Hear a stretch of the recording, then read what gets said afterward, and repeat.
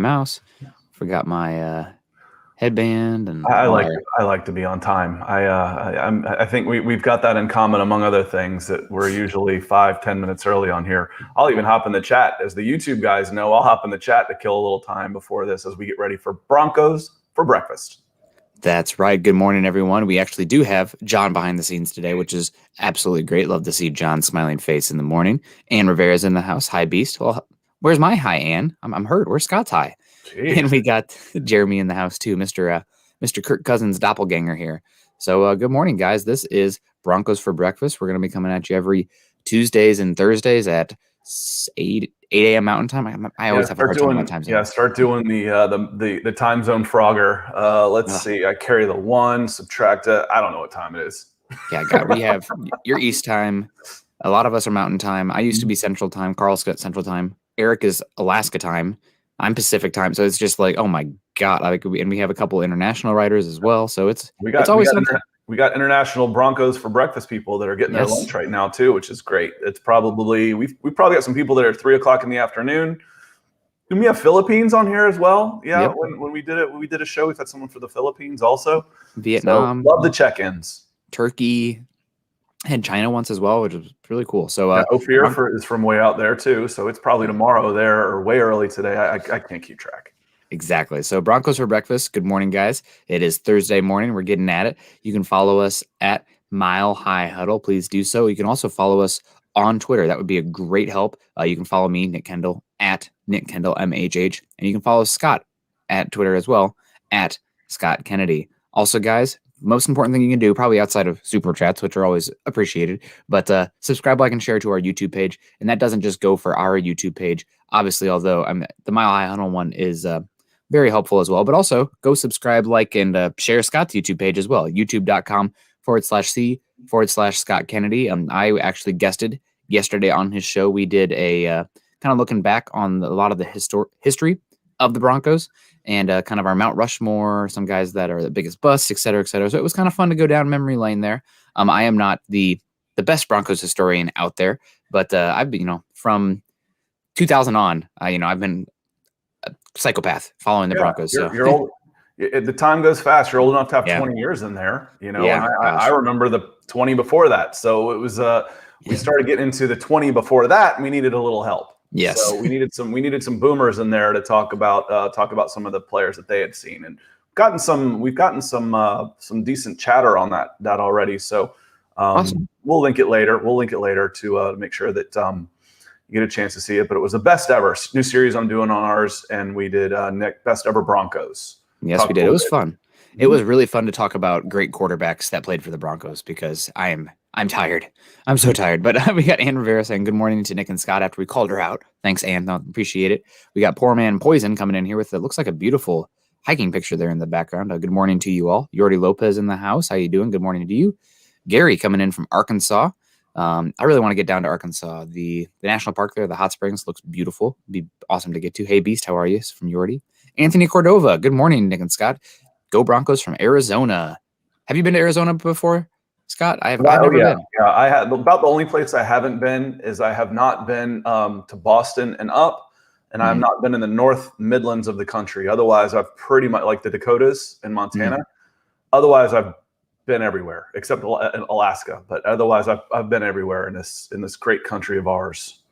Yeah, I've. If there's mountains, I'm there. So Arizona does have some mountains. They're not the forested that I tend to prefer, but I'll need to get out there at some point. Johnny Daisy coming in here saying, morning, guys. Good morning to you. Dakota, speaking of the Dakotas in here, Dakota Whitehouse. Hello again, Broncos country. Bob Skinner always coming in here, rocking the merch as well. Always love Bob rocking the merch, saying good morning, Broncos country. We got Stepo saying, what's up, guys? And Sebastian, how you doing, Sebastian? Good morning. One more day closer to football season. Your lips to God's ears. And today, we're going to be talking about a little bit of Broncos dark horses, some guys that maybe kind of on the fringe of the roster that we might think have somebody or have a chance to make some noise this year. So I'll get us started off the bat. One who caught my eye last year, when I got across the pond here, Brian Phelan from Dublin, Ireland. Let's go Broncos. Locked to have a great season. Man, hopefully you're right. Clint Ashworth's also in here. Good morning, fellows, from Lake Charles, Louisiana. And we got Anthony saying Stona and Flagstaff are beautiful. Nick, definitely check it out one day. Beautiful hikes. I'm all about the hikes. I'm already planning my next backpacking trip, so let's get going. But Broncos, Darkhorse. So this team has, obviously, it's a pretty good roster. Peyton has done a good job filling out this team, but there are a few spots where, like there's going to be some guys that will surprise this season. And my number one, I'm going to kick off here is Deshawn Williams, defensive lineman from Clemson. He kind of came in last year down the stretch, was making some noise after Mike Purcell's injury. Former Clemson player. And sometimes those defensive linemen, they can take a few years to kind of get from the college level to the NFL level. There is a solid transition there, but I was pretty impressed with Deshawn Williams down the stretch last year. He can do some 1 technique, 0 technique stuff, kick out to 3 technique. And he's been somebody who's been on and off the Broncos roster for a few years now, working with Bill Kolar, who's a renowned defensive line coach in the NFL for the Broncos right now. And Williams caught my eye. And I know that they spent a late third round pick, 95th overall, on Kendell and Scott. But I'm saying Deshawn Williams, don't sleep on him. I think he's got a chance to make some noise on this team this year. He won't be a starter in front of the likes of, Shelby Harris or Draymond Jones, but you're going to need depth on the defensive line. And Deshawn Williams caught my eye. I think he's going to be a good one. Well, as we've talked about from a scouting perspective, the trenches are a grown man position. Those are the positions where the strength, which comes later in development than quickness, because you'll get a 15-year-old kid running a 4.40 with a 4.1 shuttle. That happens. But you put him up against a 20-year-old guy in the trenches or 25-year-old man in the trenches, he's going to get his butt whipped. So that's why the trenches experience matters, because they call it old man strength. I know it's like I'm as strong now as I was when I was 18. Couldn't catch that guy to save my life, but I could probably arm wrestle him. So it's like I said, it's a grown man game in the trenches. So that's one of the reasons why it takes longer to develop, is because you're going against guys that can squat a piano and bench press a house that have been in the league for a while, and they don't lose that as they get older. So as they continue to develop, 25, 26, 27 years old, that's when you start hitting the peak years for those trench guys, and they can keep that level till their mid-30s. Yeah, no, absolutely. And that's a great point. He's a guy who it takes a little bit to kind of get in that weight room strength. He's gotten stronger. He's not the biggest player per se from the frame perspective, 6'1", but another guy who kind of kicked around for a while before they really stuck on. I mean, both Broncos, 2 of the 3 starting interior defensive linemen are that case. Shelby Harris kicked around the league for a little bit before he found a home in Denver. And obviously he's found a home. They paid him pretty handsomely to stick around for a few years. And Mike Purcell as well, another defensive lineman who, kicked around the league for a bit, a fringe roster guy, and landed. So Kendell and Scott, step up, buddy. I know you're a 3rd round pick, but if you don't play well this year, I think Deshawn Williams has a good chance to take that roster spot from you. So that's a dark horse for me. So I'm reading this one, and you start talking Chelsea snob. Scott, I read this wrong. I read it. Scott, my friend, is an absolute Chelsea snob. No, I read it wrong. Punctuation matters. Scott, my friend, is an absolute Chelsea snob, and for some reason does not believe you are a true fan. Please let him know the truth. Well, what do you need to know? What do you need to know as far as being a true fan? Some of those guys take it a little more seriously than I do. Like, well, if you're not in the stadium, you're not a true fan. My ass. There's 60 million Chelsea fans around the world. I've been to 5 games. I've seen them at Chelsea in Champions League in Paris. I've seen them at the Bridge. I've taken my dad to the Bridge. So we've been in 2 games together. I took my, at the time, 6-year-old son to the Bridge and went. I have poured my fandom into Chelsea, and I haven't been a fan a long time, about 8 years, compared to some other things. But yeah, I'm a Chelsea fan. What do you want? What do you want to discuss? Have him hit me up on my soccer account, which is Scott Kennedy FC on Twitter, and see what he has to say. Prediction for how many snaps Baron B gets. Help me out with this one, Nick. This is a guy that does well going forward, could put his hand down on the edge and be a 4-3 edge rusher in passing situations. I think he'll get a lot of different chances to look, but he's an attack-minded linebacker, which I like. If I want to, in this day and age, in the days of 7v7 football, if I want a guy in coverage, I'm just going to get a big safety. This is an attack guy. This is an attack guy who you can use him in passing situations because he can go edge rush. So, what do you think? Where's he going to fit in? And Simon, appreciate it. Yeah, this is a good question, Simon, and we do really appreciate the super chat, the Canadian dollars up there north of the border. So let us know about where you're in Canada. My cousin seeds clouds in Alberta to protect the crops up there. He's got a cool job. But it's Baron Browning. I mean, this is a tough question because a lot of it is going to depend on how comfortable he looks. And reports are coming from rookie minicamp that he actually looked pretty good there at the off-ball linebacker position. I think mostly lining up at will, but it was mostly just one-on-one drills. So it will be interesting. I do think that Josie Jewell's position, while he was solid last year, Josie Jewell is what he is, right? Like he's not going to be out of position very often, but he's a smaller guy. He's not the most athletic. He's not going to kill you, but he's also not going to make plays outside of structure, like beyond. You're not going to ask him to do stuff beyond. Baron Browning can do the stuff beyond. So if Browning shows that he has the mental capacity to come in as a rookie, which, I wouldn't be upset at all if he didn't. He needed a year to marinate. And the Broncos would be fine doing that this year. But how many snaps he's going to get? I think there's a good chance he could take over the starting snaps, either via injury or just out beating out Jewell. But he's also going to have to beat out Justin Stronat as well. So I don't know the exact snap number. I don't know what the average snap number is for a starting linebacker in the NFL. But also because the Broncos are going to be using much more 6 defensive back looks this season. I mean, when you have as many safeties and cornerbacks of quality that the Broncos have this year, you're going to figure out ways to take the linebackers off the field because, I mean, that's just the AFC West is becoming the Big 12. That's where I'm at. But I do. It does sound like the Broncos are going to try Baron Browning first at will. And then if he struggles there, they're going to move him to more of that stand-up edge rusher Sam position. But it sounds like will first. And in Vic Fangio's scheme, I think that is okay because you're still going to have blitzes from him. And they're not going to ask him to man up too much outside. And he can do that. Like, with how much drop zones there are, is it more important to have a guy who has some length that can do a little bit of everything from the linebacker position that can, drop zones, length, cover area, or somebody who's like a Jeremiah Owusu-Koramoah who doesn't have the length, can't really play in the box, or at least there's a projection to play in the box. The better man coverage, but like how often are you going to actually be using that? Well, and what we're talking about when we talk about Owusu-Koramoah, completely different skill set. He's got 40 pounds on him. Yes. This is closer. If we're going to make a comparison, let's look at Azeez Ojulari. He's about the same size there as a guy coming out of the University of Georgia. So he can absolutely. I bet he's in the neighborhood of 250 now because he was 242 in January. Yeah. So I bet with more being able to focus, these guys go to specialists. Their agents will put them up in. Chip Smith's performance, athletes' performance, where they're doing nothing but getting bigger, faster, stronger for the offseason. So, again, his ability to go forward will make an impact. Darkhorse, getting back to the subject at hand. Yeah. For me, a Darkhorse isn't necessarily a fringe guy. It's just somebody that you might not expect. So I'm going to make the case for Drew Lock. Oh, I like it. Okay, let's hear it. I need this. I needed this in my morning. I needed my coffee. Exactly. I was like, I know how to kick this thing off. I'll make the case for Drew Lock because what Drew Lock does, if Drew Lock has a season where he exceeds expectations, the trickle-down effect is going to be huge. Yeah. Now we can start talking about all the receivers as well. Jerry Jeudy, Courtland Sutton, who I put in as one of my dark horses, just coming off an injury. But let's start with Drew Lock. He's actually younger than Josh Allen.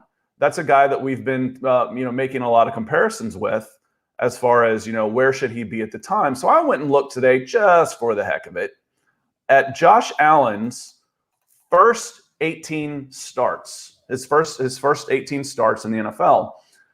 And he was a 55.8% passer and a dead-on 1-to-1 touchdown interception ratio in his first 18 starts. So it was 19 and 19. That's not too far off where Drew Lock is right now. The difference to me was when I watched film on both of them is Josh Allen is really, really good at improvising. His when a play breaks down and his ability to get off a pass accurately from different arm angles. He's got a little sidearm release that comes out in a hurry. And, I don't know that Drew Lock is going to have something like that, but Drew Lock has plenty of arm talent. But if he can take that step where he's only got basically one season. For me, this is his second year of being a starter. Yeah, he got some games. He got some games before, but he's got 17, 18 starts right now. This will be his first full off season going in as a presumed starter. We know it, not necessarily presumed, but in theory, it's his job to lose. I think Teddy Bridgewater's brought in as insurance in case Drew Lock doesn't step up. So Drew Lock could be that dark horse candidate to exceed expectations, because right now the ceiling's, the bar set fairly low. So if you get back to that 2-to-1 guy, 2 touchdowns to 1 interception ratio, that's going to have a trickle-down effect that's going to affect several other players down the line. Yeah, that's a good call. And I like your thinking here. We got Mitch Man saying, did Zach convert Scott? Nick, how did you let that happen? And I would like to say that Scott said it was a dark horse. So I don't know how converted he is, but there is a case for it. And I'm here for it. I mean, I'm hoping, I really am hoping that Drew Lock is a guy who turns it around this year. So we'll see. I'm going to have my next dark horse here. And this is a position that the Broncos really lack depth right now. So there are snaps to be had. So somebody that I kind of pushed back on last year because I thought the cart was getting before the horse. But he obviously does have talent. And that is Albert Okwuegbunam, tight end from University of Missouri. A big boy, like 6'5", 260, I think is what he measured at the combine, and ran that 4.5 40. He has a lot of work to do as far as the technique of separating. He plays way too high right now. He turns like a battleship, as a scouting term I'd like to hear from the taller wide receivers who cannot. Aircraft carrier. Aircraft carrier is the one you normally hear, yeah. Yep. So he really good going straight, but tight ends, you're going to have to be able to do more than that in the NFL, unless you're going to be a very niche seam receiver. And also 6'5", 260, dude couldn't block the sun from his eyes. That's something he's going to have to work on as well if he's going to be a tight end, especially with Noah Fant. I mean, you don't want to relegate Noah Fant to being the wide tight end. And Scott, I'm getting a little bit of echo. Okay, you turn it down some, yeah. So Albert Okwuegbunam, no, the Broncos lost or moved on from Nick Vannett. There's not really another tight end on this roster that really gets me going. And I'm an Iowa fan, so I know about tight ends. I know a thing or two about tight ends. Albert Okwuegbunam, I'm excited for him this year. He showed some rapport with Drew Lock, and I think more teams are going to be focused on Noah Fant entering year 3 than Albert Okwuegbunam. So I got to say the name as many times as possible to show how tuned in I am, because that name is impossible to say. So he's one. I think there's a role here for him. The biggest thing is he's going to have to block better. He's going to have to block better. But I'm excited. I'm going to be curious to see what he can do this year. And we had a question coming in from Malcolm, who's always a great contributor for us. Mm-hmm. What defenses are used in the AFC West? John and Nick, I'm going to put this one on y'all. I mean, because basically, for me, every defense is multiple. It's there's base packages, but you may only see that on first down, and that's it. You know, so I think of basically every defense is multiple. Whether you're coming out with a 3-4 or a 4-3, it's going to go to a nickel before too long, and even a dime pretty soon after that. But your base defenses, what are you looking to face coming in the AFC West twice a year? Yeah, I can get into this, and I think defenses, we need to evolve a little bit from talking about base to mainly talking about, what coverages teams utilize the most. Because a lot of times your defenses are more predicated on what you're doing with your defensive backs versus what your front looks like in today's NFL. In my opinion. So Vic Fant, luckily this will make it easy. The Chargers and the Broncos are running the same defense. The Broncos are running a match quarters, cover 4, cover 6 kind of defense with a lot of split field looks from the safety. And the Chargers are going to be doing the exact same thing because Brandon Staley is a Vic Fangio disciple, was with Vic Fangio in Chicago, came over to Denver, was the defensive coordinator of the number 1 defense in the NFL last year with the Rams, and is now the head coach for the Chargers. So match quarters defense. Then you have the Oakland Raiders. I believe Dan Quinn is now their defensive coordinator. It's either Dan Quinn or Gus Bradley. I always mix those two up. They're both Seattle cover 3 guys. They're running a cover 3 defense. Think about the Seattle defense. You have the 2 bigger cornerbacks if possible, and the single high safety, the Earl Thomas type, and the box safety. I do think that the cover 3 is kind of going the way of the dodo as far as the prominent defense in the NFL. There's enough cover 3 beaters out there that you can lean into. But that's what the Raiders are going to run this year. Good luck to them for that. And then you have the Chiefs. They run a 4-3 base, but it's much more of it's an attacking 4-3 base, and they kind of have to given their personnel. So that's Steve Spagnuolo. He loves to blitz, and they're going to do a lot of multiple stuff with their safeties. The Chiefs, they're obviously an offensive team, but they do have a really good safety duo in Tyrann Mathieu and Juan Thornhill, who's slept on pretty good there. So they can do a lot of different stuff. And I think Tyrann Mathieu makes that defense so multiple because he can play single high. He can play split field. He can play slot. He can play in the box. He's one of the best safeties in the NFL. So that's an interesting defense, much predicated on blitzing, though, because they don't have the horses up front to generate pressure without blitzing. So there you go. Malcolm, if you have any other questions, hit me up on Twitter. There are people who are better with scheme than I am. I typically am better with personnel, but we can get into it. It's a fun time, so I'm excited about it. And we got Air Mason coming in with the Vegeta picture here, I believe, over on YouTube. Guys, if you are joining us on YouTube, like, subscribe, and share. And it's he says 28-3. So Air Mason, obviously I would say obviously a Patriots fan here, but he's giving you a hard time, Scott. That was rude, Air. It took me a second to get it. You're gonna make Scott. I'm sorry. What'd you say? I have a block. I used to block in my settings for certain numbers, so I don't know what you're talking about. Oh man, that's I was equally upset about that. I was probably like the commercial of Peyton Manning, in all the Falcons gear, like just eating the chips and stuff. So, any UDFAs that stood out so far, Peter, I'm going to be honest with you, it would just be pure mouthpiece stuff because I'm not at Dove Valley watching it. So I typically avoid the UDFA kind of conversations until I can actually get my eyeballs on it via the live reps in preseason. So, and right now, Beast says Himmelman as the guy that's standing out early. So much so that I don't know who that is. I don't know who he is. So sorry, I'm not more help on the undrafted free agents. They're undrafted free agents for a reason. They'll be tough to. It's tough for them, obviously. Yeah.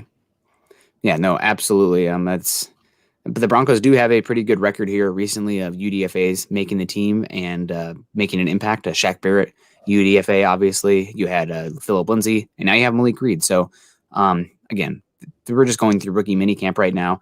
I'm going to wait until OTAs, actual training camp, and especially the preseason games. I will break apart the preseason games, and hopefully the NFL will be good with the Game Pass of getting the coaches film up in a timely manner because I need to have that coaches film. I want to watch the trench play. It's really hard to watch the trench play from the broadcast view.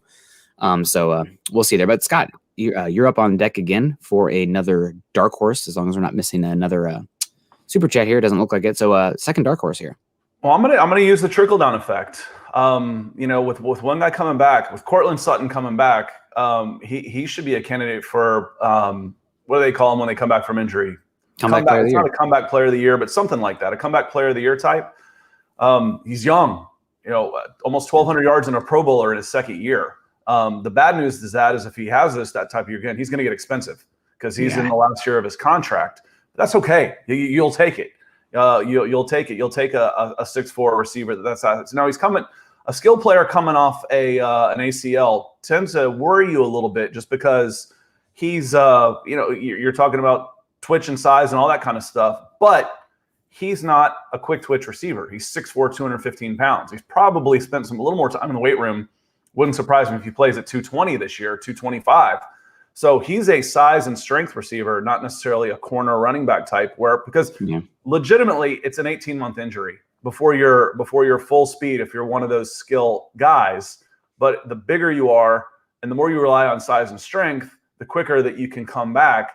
He's a big dude. Again, another reason why one of my biases, I love the big receivers. This helps with that too. So if he comes back, we already talked about Drew Lock. If he takes a step forward, you bring him back, Courtland Sutton. Now all of a sudden, your wide receiver crew is starting to fall in line with what you expected last year before some of the injuries. So Courtland Sutton, comeback player of the year type. And what does that do for Jerry Jeudy and KJ Hamler? They should get better too, right? Yeah. Tim Patrick also out there. So although Tim Patrick and Courtland Sutton both play the X for this offense, Broncos seem to value the X. I mean, they invested then again in Seth Williams in this last draft, probably a de facto Tim Patrick replacement. I mean, some people will be upset about that, but that's the business, guys. You can't keep everybody. Good teams, especially, you're going to lose good players if you're a good team because you can't pay everyone. I I have it on pretty good authority that the Broncos, George Peyton specifically, big fan of Courtland Sutton. So we might even see a contract come down the tracks before the season even starts. So even that, and that's kind of risky with the injury, but the Broncos will know through training camp, et cetera, what's going on with Sutton's knee, how he's looking out there. And I wouldn't be surprised at all if we saw him get a contract extension. He's the Broncos' probably second best offensive player. You can flip a coin. It's either him or Garrett Bowles right now, as far as the most valuable. Air Mason coming in again with the $2 super over on YouTube saying my favorite Broncos podcast. Thank you, Air Mason. That really means a lot. Obviously there are a lot of good ones out there. But the fact that you'd say that this is your favorite, we must be doing something right. So we appreciate that. We take a hard time. Well, that's what it is. For sure. Another dark horse for me, somebody who, some people probably in the comments will say, I'm being biased here, but I think people are sleeping on this guy, Michael Ojemudia. Obviously, the Broncos went out very hard last year and invested in the cornerback position, but the Broncos staff went out of their way multiple times last season to end the year to praise Michael Ojemudia's play. He was a third-round pick. He's a decent scheme fit. He's a good athlete overall. He's got great size. Maybe he isn't going to be high on the pecking order this year. Maybe he'll be more special teams, but we saw last season the Broncos, this isn't even hyperbole. The Broncos got down to their 7th, 8th, and 9th cornerbacks. So I think you have a chance. You have Bryce Callahan, who's injury prone. You got Ronald Darby, who I think played his first season without missing games due to injury. There's a chance you're going to see Michael Ojemudia out there. Now, is he going to be a boundary cornerback? Is there a chance that he moves to a safety position? That remains to be seen, but I would not bury Michael Ojemudia yet. A third-round cornerback, he still has plenty of value out there. Maybe he only ever ends up being a Kayvon Webster type. The Broncos fans out there will know that name, where he's more of that 4th, 5th cornerback that's playing some snaps, but more so value on special teams. That's fine. He was a 3rd-round pick in a year that you had 3 3rd-round picks at a value position. That's fine, but I would not completely bury Michael Ojemudia yet. I feel like he is being extremely slept on. I'm hearing more people talk about like Essang Bassey than I am hearing about Michael Ojemudia. So, yeah, and they didn't replace him towards the end of the season. He was actually, I would say he was pretty easily their best cornerback the last 5-6 games. That's not saying much. I mean, sorry, Motley and Bosby. That's the guy who they couldn't get off the field soon enough was Bosby. So Ojemudia showed better down the stretch, and I'm guessing he will be a good special teams player this year. But don't forget about him. He's definitely a dark horse this season. Well, I'm going to stick on the offensive side of the ball, Okay. And I'm going to go to a rookie because we talked about him before when we were talking about rookies that could surprise. So I think this still fits in, and we're talking about Seth Williams, Auburn wide receiver, 6th-round pick, I believe. Mm-hmm. That fits as a sleeper, as a dark horse. He's got a similar skill set to Courtland Sutton as far as the size and strength and catch radius and all that type of stuff. Will he be Courtland Sutton early on? No, not saying that. But if one of these guys slips up and he steps up, then Seth Williams, I think, is a 2nd-round type of talent and could absolutely, like I've said before, and for the new people, this will be new. And for those of y'all that have been around a lot, I'm going to repeat myself, and I apologize, but he was always just on the cusp of breaking through. And part of that was the Auburn offense. You know, they ran the top runner in an Auburn offense was typically the quarterback when they were successful. And so it was a very option-based, didn't have a terrific throw into Seth Williams all the time, but he still ended up, I think, as the 4th. Pause, but just real quick. I don't want to take you off your beat here, but did you see Jordan Palmer said that Bo Nix is his bet for going number 1 overall in the 2022 draft? I didn't see that, and that would no. I just had to because I saw that today, and I was like, I had to read it 3 or 4 times to make sure that I got to be reading this wrong. Yeah, Bo I Nix? mean, Bo Nix came in with all the stars and all the hype, and he hasn't lived up to it. He's been okay, but he's he'll be a 4th-year starter. I think he started as a true freshman, so he's got to go and he's got to take that step. But that's too late for Seth Williams. Seth Williams played through Bo Nix growing pains, so that didn't do Seth Williams any good. No. I've questioned their quarterback recruiting. Malik Willis is gone. Malik Willis probably has a better chance to go number 1 overall. He was at Auburn and transferred out. When I don't know exactly when it happened, if it was a direct relationship to Bo Nix, but let's be honest about it here. So Seth Williams has been a really good receiver at Auburn, but never quite hit that stratosphere that I think he could. So I'm gonna put him on the dark horse list of a guy to look out for. And again, a lot of this trickles down from the quarterback play. If the quarterback play comes up, all these receivers are going to get better. If we go one more, and shouldn't the right tackle position improve this year? Shouldn't that be another place where you get better play? So again, you're talking about all of these keys in the offense, another running back in the fold, another year for your quarterback. Hopefully he steps up, a healthy wide receiver, all of the reasons that we're talking about going from 5-11 to possibly 12-5, 11-6. Can the Broncos make that jump? A lot of these guys are going to have to step up. It's a lot of ifs for sure, but it's exciting. Yeah, this offense, I mean, if there was no excuse for Drew Lock last year from a personnel standpoint, there's absolutely no excuse this year for his play. If he doesn't get it done this year, if he's a bottom 5 quarterback again, hell, I'll even say bottom 10 quarterback, then the Broncos need to be looking to move on and improve the position, because having a bottom 10 quarterback, you never want a bottom 10 quarterback, but you can kind of like live with it in this like early like feeling out stage of a young player's career. Like, are they going to be the guy? Are they not going to be the guy? But Drew Lock is coming down the tracks where he's honestly, I mean, he'll be on his contract year next season. And then it's like, okay, do we pay this guy? And you can be in an issue where, you're not paying him, you're paying him nothing right now, right? You're paying him pennies on the dollars compared to the other quarterbacks out there. When you get in trouble is when you pay mediocre quarterbacks big contracts. That's when you're in a situation like the Jets were with Sam Darnold. Overpaid for a guy, and then the Panthers go and pick up his option. Okay. I mean, they're on the hook for $20 million next year for Sam Darnold. So they're counting on him making that next step. Frankly, I'm out of dark horses. I don't know how you're doing. I got a few more. I want to talk a little bit about the quarterback ranking that came out from Pro Football Focus yesterday. And yes, because for me, obviously we can talk about Drew Lock and where he's ranked, but there's some interesting things in there as well, and what happened in the draft that got my attention. Yeah, that's good. Did you see also just real quick? Did you see that Pro Football Focus ranked Kyle Pitts as the number 4 tight end in the NFL? I did a story about it today, and if you read between the lines, that's why I really like this format, because in writing you have to be just a little bit more careful. Because you can be branded a hater in a hurry. I'll drop it in the private chat if y'all want to use it. But I did, and you look at the numbers, and it doesn't really take that much to be a top 5 tight end. No, that's why you don't spend first-round picks on tight ends. Yeah.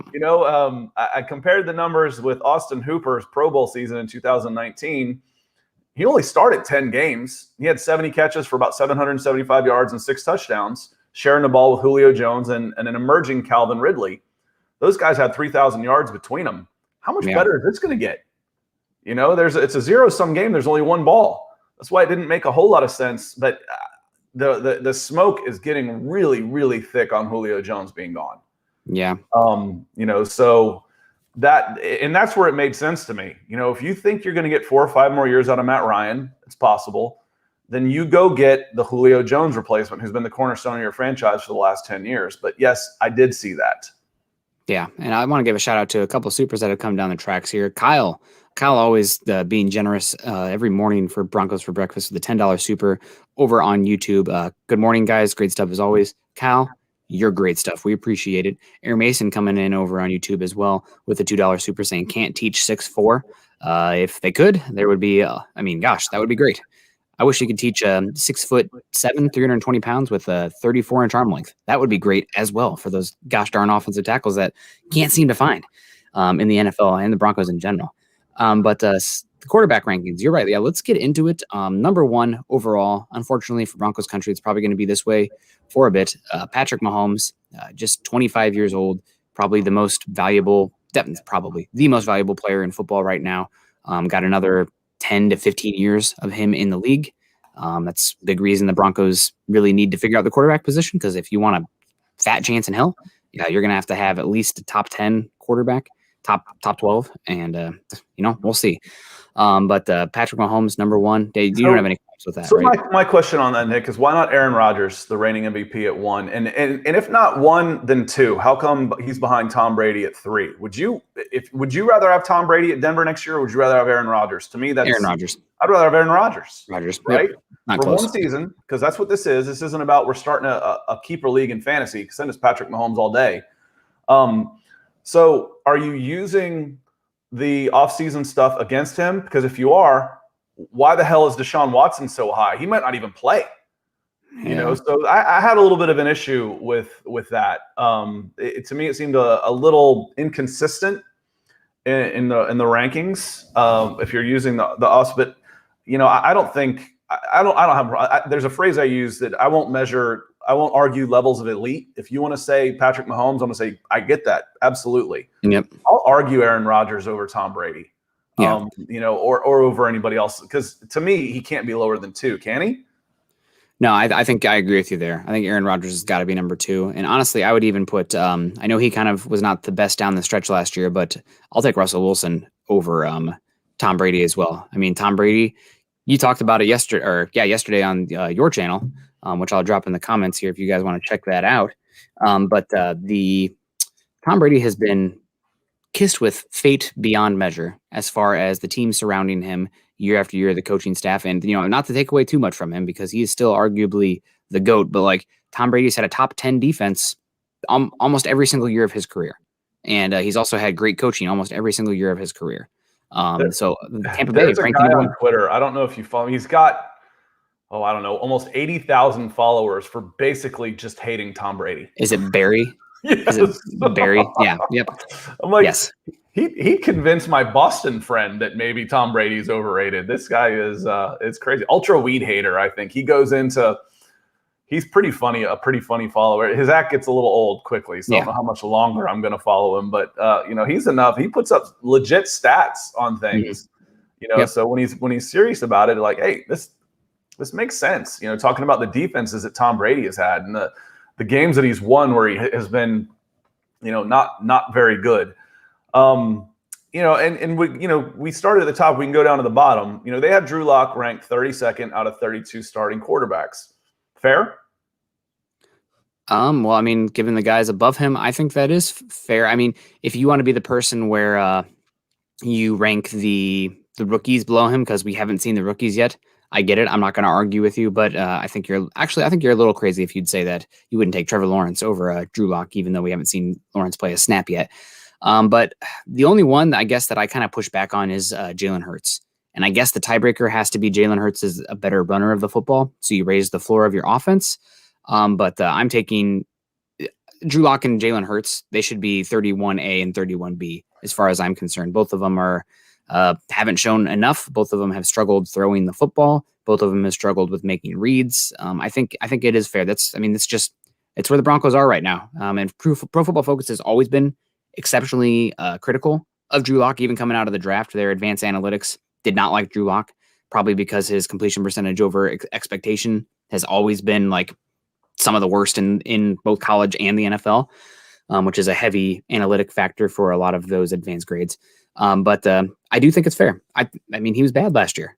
It's what it is. He played better down the stretch, but he also played against bad defenses. I think all of them were bottom 10 DVOA defenses.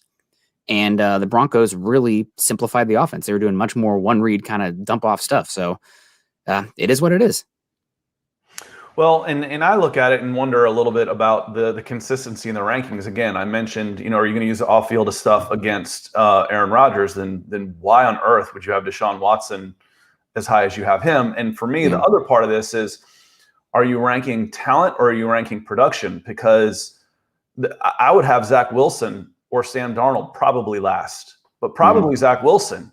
Now, who am I taking in a draft if I'm picking them on a vacuum? I'd probably take Zach Wilson over Drew Lock right now. I'd feel better about the skill set. If I'm taking a fantasy quarterback and who's going to have the better season, I'm going to take Drew Lock. He's on a much better team in a much better situation. The Jets still have a lot to prove, and you got a rookie quarterback in a place like that. So again, to me, that's a little bit of the inconsistency of the rankings there. The other part to me, and Air Mason comes in again with the super saying, Peyton's the GOAT. What's interesting, if you follow the link to my channel, and we talk about, we did a segment on, choose one. You got one game to win. Who do you want? Who do you want? And Nick, who'd you go with the quarterback? I went with Peyton Manning. It's John Elway was obviously he's on the Mount Rushmore over Peyton Manning, but that's because of longevity. He was on this team longer. But a single game, I mean, in my book, Peyton's as good as it's ever done it, and I'd feel more confident with him protecting the football, doing what needs to be done to win from the general on the field that he is versus John Elway. And some people out there might scream John Elway. It's a bet. There's not a wrong choice here. Right. My personal preference would be Peyton Manning. He's, in my opinion, he's the best quarterback I've ever seen play. Well, and getting back to Air Mason, appreciate that. I think he feels bad for that 28-3 comment. So maybe you should feel worse. I like it. It's hard to talk trash to an Atlanta fan because we're already beat down. What are you gonna do? Make us feel worse? Yeah, we know. But one of the other things that was interesting to me was the rookie rankings. Yeah, that's Justin Fields at number 25, which I believe was the number 2 rated rookie, and that part isn't so interesting to me. What's interesting to me is who was behind him that passed on quarterbacks, because there were several.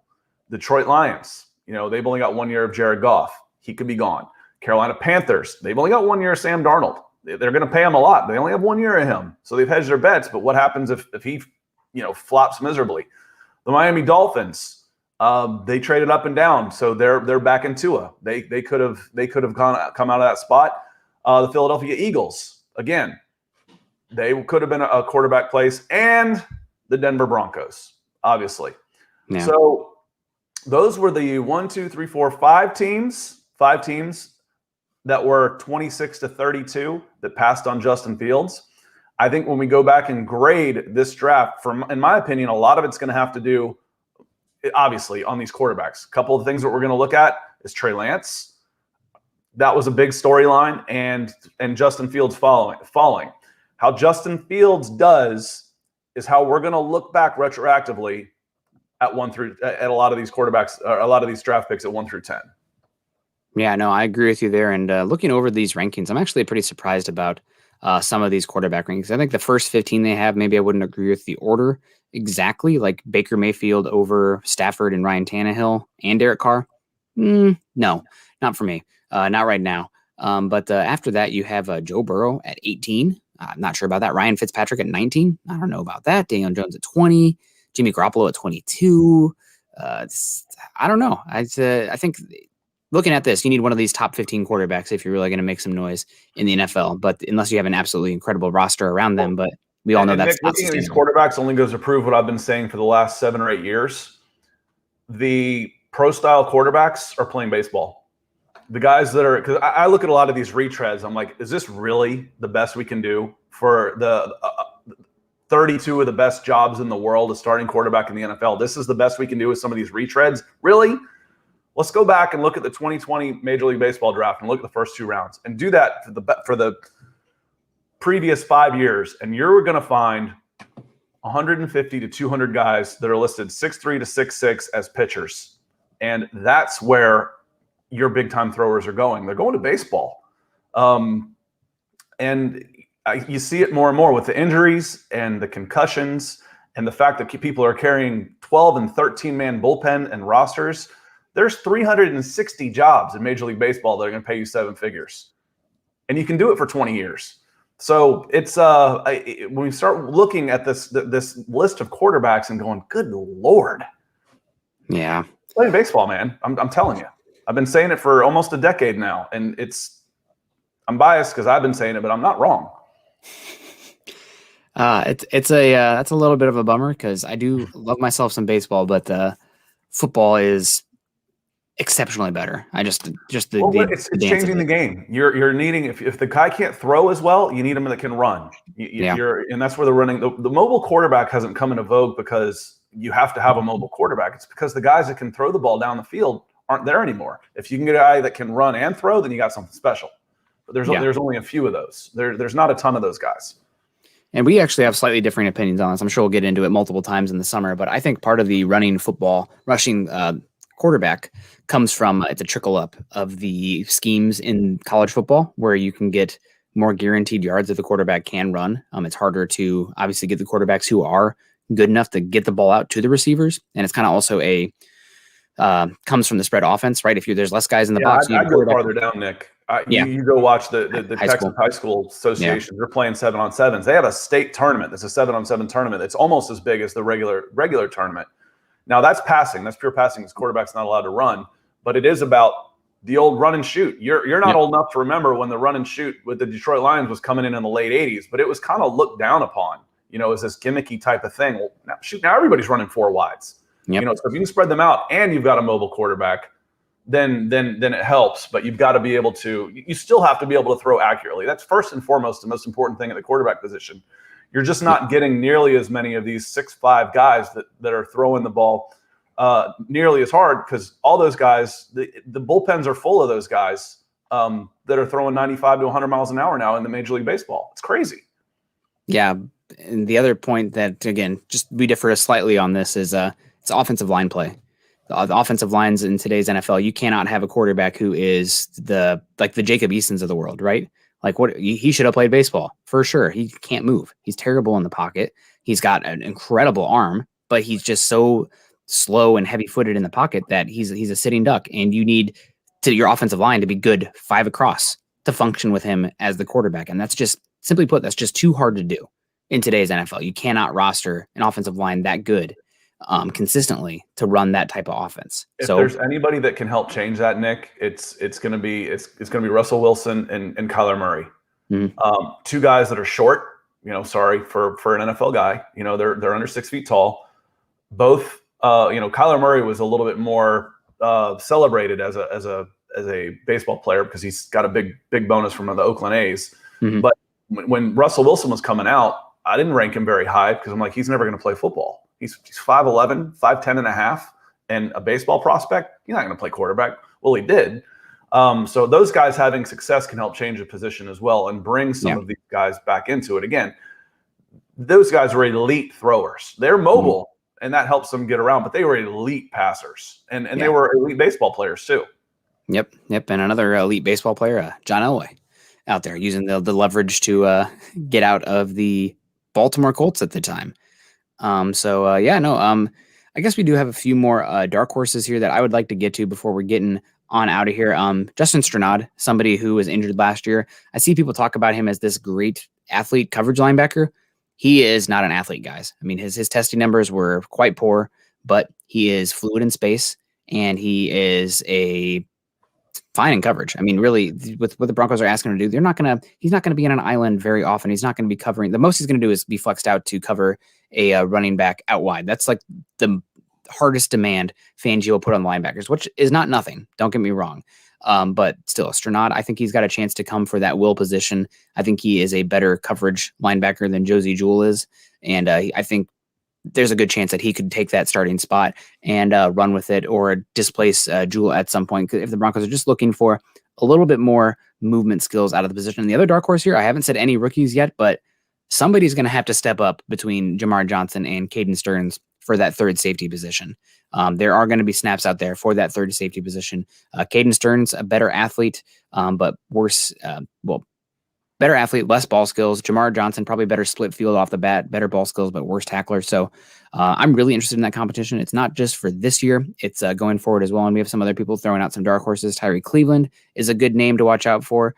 Javonte Williams. I wouldn't say Javonte Williams is much of a dark horse. I think he's going to get plenty of work. I mean, the Broncos traded up for a running back at 35 overall. I'm going deeper dark horses than that. And we got Nasruddin saying Mike Boone. That is a dark horse as well. I think after the Broncos paid, I brought in, they obviously have Melvin Gordon. They also traded up for Javonte Williams, like I just said. Mike Boone, he might get a chance, but I think you brought in Mike Boone more so for his special teams ability than anything else. And that's the big thing with Royce Freeman, right? He doesn't offer actually much special teams ability. Mike Boone does. So that's probably going to be the big differentiator there. Yeah, the big backs don't typically return kicks, and Royce Freeman's a big back. Yeah. So, yeah, that can help you. When you're on the fringe, can you play special teams? You better be able to. Yeah. Yep. No, absolutely. That's a good one. And Aaron Mason said he was going to go Peyton as well for which quarterback he would go with to win one football game for the Broncos history. So, I mean, it almost feels like heresy to say it, but it's when you're choosing between John Elway and Peyton Manning, flip a coin. Okay, yeah. I'll take him. Yep. You're okay with that.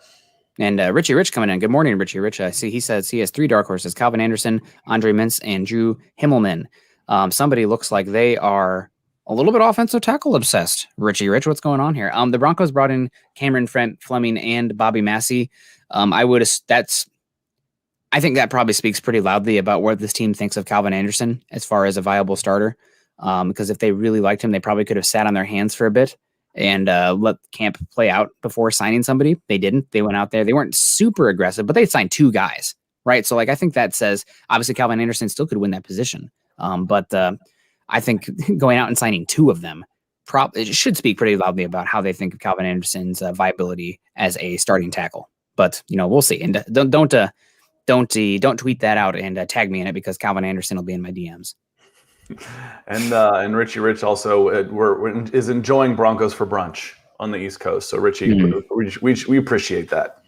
Yeah, if we do that next time, somebody send me some mimosas, maybe a Bloody Mary. We'll get a little weird in here. Peter Middleton coming in over in Turkey. Good afternoon, good early evening to you, Peter. My sleeper is Cooper at outside linebacker. And Cooper is an interesting one, but Cooper, I think, is getting a heart procedure, a cleanup heart procedure. So he's one that I'm expecting. I think the Broncos may stash him on the IR this season. It's kind of the hush hush things that like players, teams can do, right? Like, oh, you have 53, what is it now? 55, 56 man roster spot. Well, you can sneak in a guy and protect them, especially those bottom guys that are younger guys, by putting them on the IR for the season. So I think that's probably what you're going to see with Cooper. That's what I would do, right? He gets a year in the league. Then you're not really subjugating him to being picked off by putting him on the practice squad. That's not bad practice, even if it is a little bit of a loophole for those bottom of the roster guys. I keep seeing Tyree Cleveland get mentioned. Has he stayed out of trouble? Honestly, I mean, I don't mean that facetiously, but that was the big knock on him coming out of high school. Because we actually had him, I think, at scout.com at the time as the number 1 receiver in the country. Yes, he has. But he, good, because he just oozed talent. But, he was in and out of trouble a little bit going through his career. So hopefully he's hit that, because he's certainly 23 years old. Like I said, a ton of talent ahead of him. So if he puts it all together, then you've got something there too. So that's a good shout. Yep, Tyree Cleveland. Broncos are really deep at wide receiver. Obviously, you just lost Deshawn Hamilton for the year with the ACL injury, which is really unfortunate for him.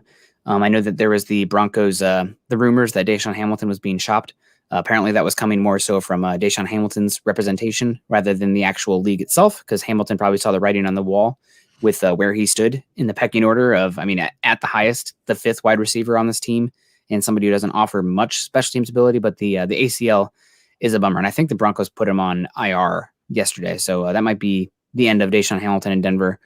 Failure to launch. I think he'll land on his feet, though. I always thought that he's an okay player, kind of a lesser Jarvis Moss, where he's not going to do much down the field. But if you're looking for a slot who can get out there and block and get some separation underneath, he can do that for you. Some team, especially a team running a wide zone offense that needs some blocking from that slot position, will value him. We got Damian Willis. I'm going to be honest with you, Nazardine. That's just not ringing a bell yet. Not enough coffee yet. And we got a lot of Spanish and or French going on in the chat as well right now. So, or I had a stroke. I'm not. Could be either. But check your settings. God, yeah, Baxter. I don't speak Spanish. But yeah, that's not Spanish. That's French. Not that what you said isn't true anyway, but that's French. I saw somebody say, I think it was Beagle was saying, where is the library in French or in Spanish as well? Quoting French. Dodgeball. Oh, that was French as well. It's all Latin based. So you wonder why people can speak so many languages. It's because once they learn one, it's easier to learn the other. We just don't happen to learn more than one because our country is as big as Europe. Yeah. I don't even, my French teacher would be upset with me. I took French in high school. That was a long time ago. And it was one of those things where I'd learn it for the test and then out the other year. Damian Willis is a wide receiver that was picked up by the Bengals.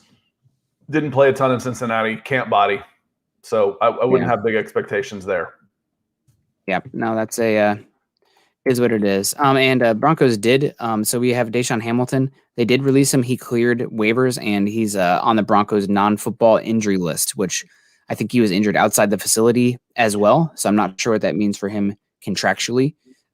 What for the money, maybe the Broncos are going to save that $2 million that he was going to get paid because of that. And that's people can be mad at the Broncos for it, but really the NFLPA is probably going to have to answer to this before any team does. And the league is pushing the Broncos to do this as well.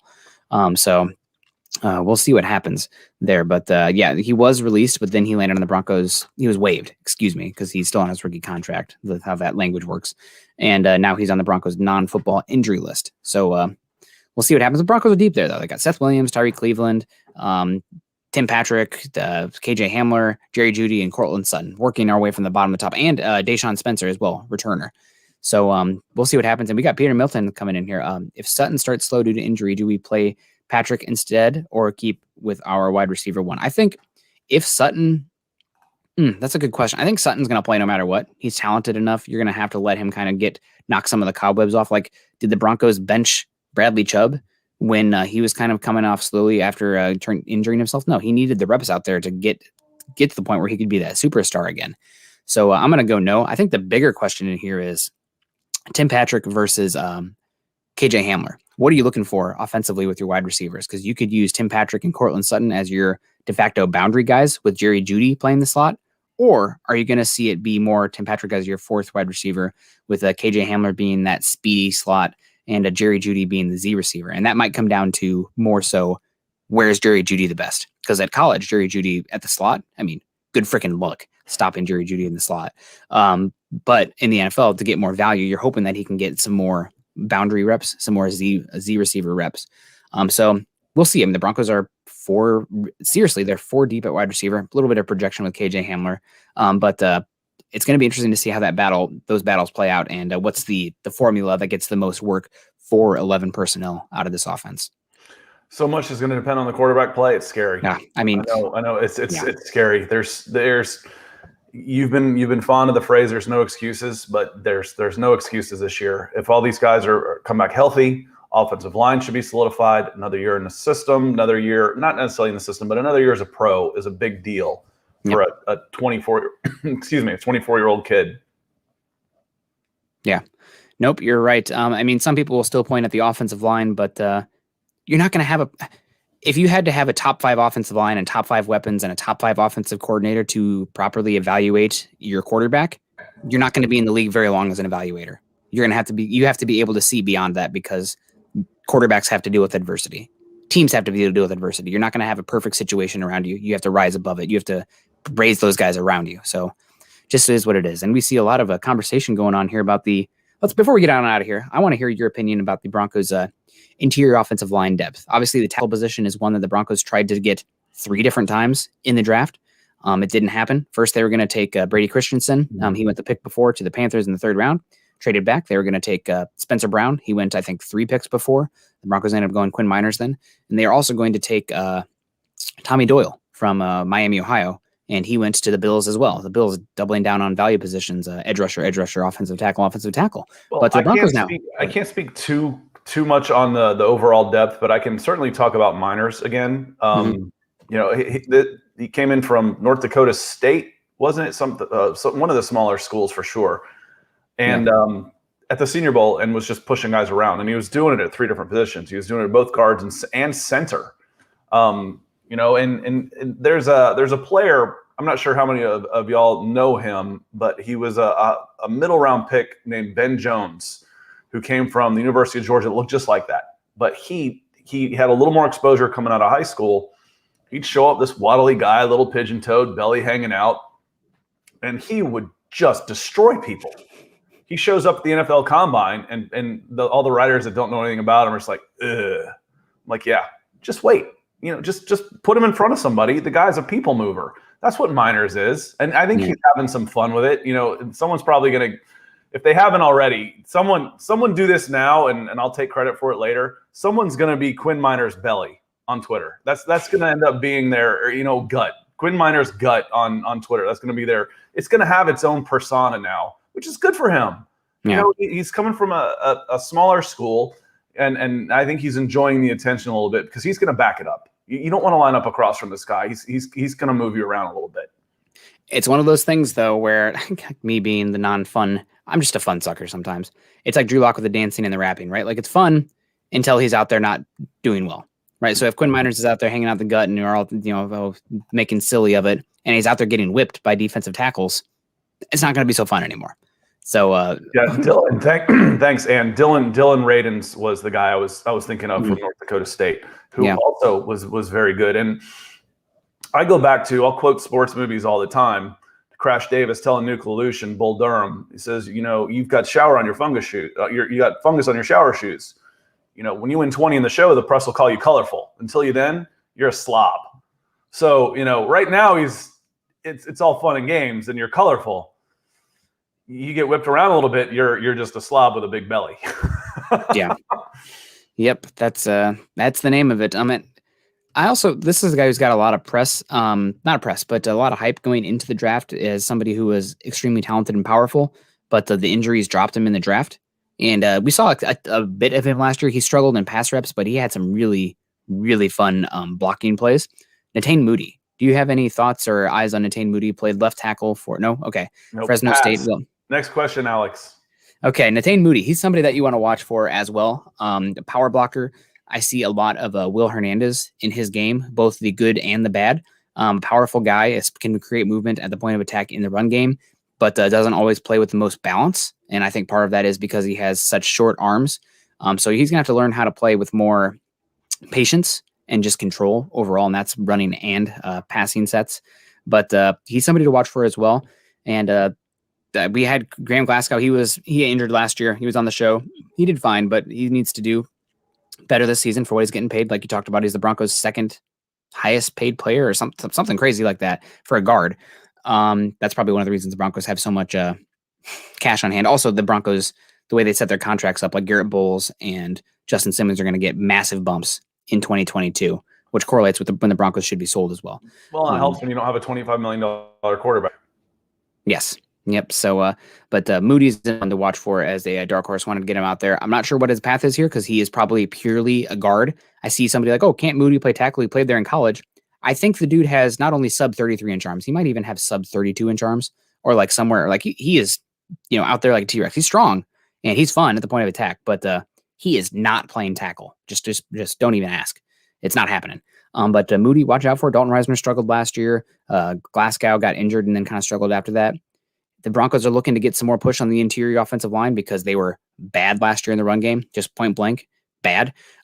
Moody's somebody that you want to watch for as well. Maybe he's going to get a chance in camp, and those guys above him better bring it because he's going to get a chance. So don't sleep on Netane Moody. I feel like a lot of people are, Quinn Meinerz is the shiny new thing, but Moody's been here for a year, and that matters for the offensive line play.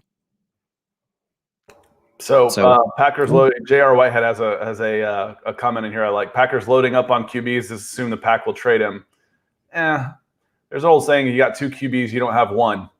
So I think they got their guy. We'll see. I'm always a skeptic. That I just think that Rodgers is going to stay with the Green Bay Packers. Yeah. And we got Jeremy saying Nick is an arm length snob. No, I am a metrics threshold snob. I do not bet on outliers. It's just bad business. I'm not going to the penny slots and being like, okay, I need this to pay off my mortgage. That's just dumb. Don't do that. Gambling's for people that are bad at math. Yep. And that's why all my draft bets this year were ones that I ended up winning because somebody laid out the odds. I'm like, I'm jumping on that. That's free money. So I'll take that every time. But guys, we got to get out of here. I got to go into the 9 to 5, but we appreciate the heck out of you guys. You can follow us on Twitter.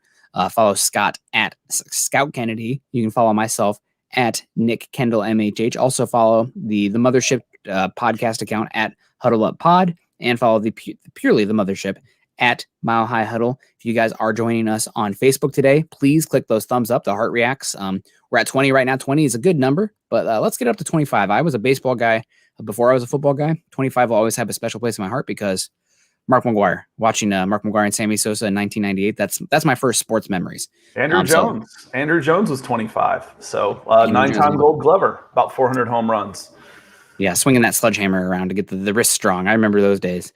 Yeah, that'd be great. Also, but even more importantly, like, subscribe, and share if you guys are joining us on YouTube today. That can do us a heck of a lot of good. Help us reach new listeners and keep the show viable and running.